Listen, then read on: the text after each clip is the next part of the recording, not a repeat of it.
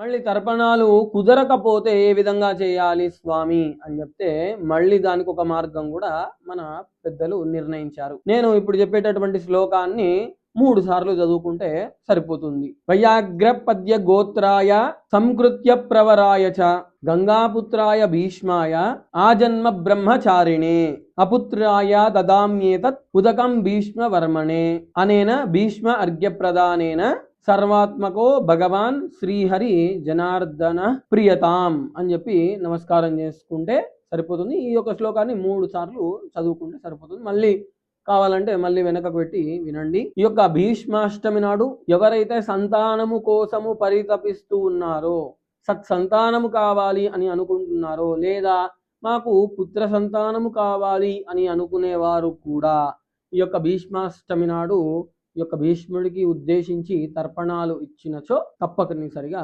సంతానం కలుగుతుంది అని శాస్త్రవాక్కు.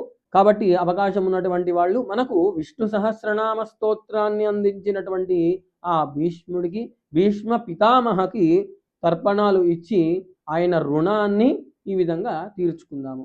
జై శ్రీమన్నారాయణ.